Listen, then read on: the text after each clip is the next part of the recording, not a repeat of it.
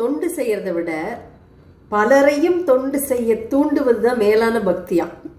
ஒரு போர் வீரர் கிடையாது, ஒரு பெரிய ராஜா கிடையாது, இவர் ஒரு பெஸ்ட் டீச்சர், ஒரு நிர்வாகின்னு வைங்களேன். சீர்காழியில் பிறந்த கடநாத நாயனார் சிவபெருமான் மேலே அளவற்ற பக்தி.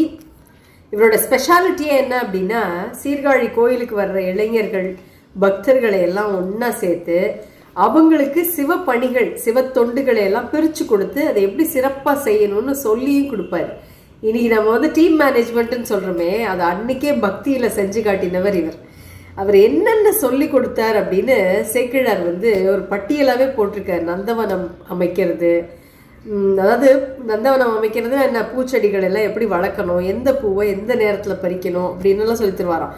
திருமாலை கட்டுறது, கோயில் தூய்மை, கோயிலை பெருக்கிறது, முழுகிறது, விளக்கேற்றுறது, திருமுறை எழுதுறது, ஓலைச்சுவடிகளில் சிவனுடையாருடைய பாடல்களை பிழையில்லாமல் எழுதணுமா. இதெல்லாம் மேவும் அத்திருத்தொண்டின் நெறி நின்றார் யாவர்க்கும் அவை ஏயும் படியினால் யாவர்க்கும் பயிற்றுவித்து ஏமுறுவார்.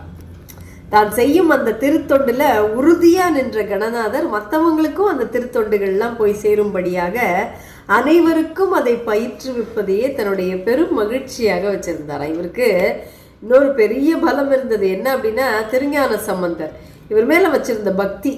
இந்த திருஞான சம்பந்தர் அவரை தன்னுடைய குருவா ஏத்துக்கிட்டார். அவருடைய புகழ் பாடுறதே இவருக்கு வேலையா இருந்தது. ஒரு அடியாரை பின்பற்றுறது மூலமாவே இறைவனை அடையலாம்னு நிரூபித்தவர்.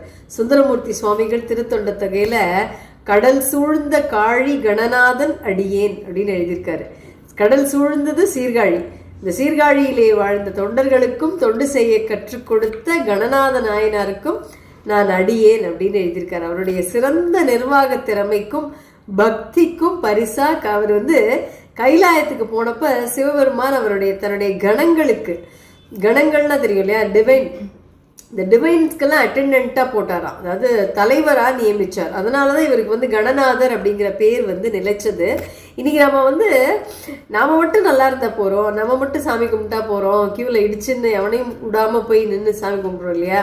ஆனால் கணநாத நாயனார் உண்மையான ஞானங்கிறது மற்றவங்களுக்கு சொல்லி கொடுக்கறதும் விட்டு கொடுக்கறதும் தான்.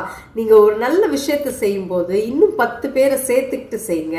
ஒரு நல்ல சமுதாயத்தை உருவாக்குறது தான் நீங்கள் இறைவனுக்கு செய்கின்ற ஆகச்சிறந்த கைங்கரியம் அப்படின்னு சொல்லித்தரார். சிவாய நம.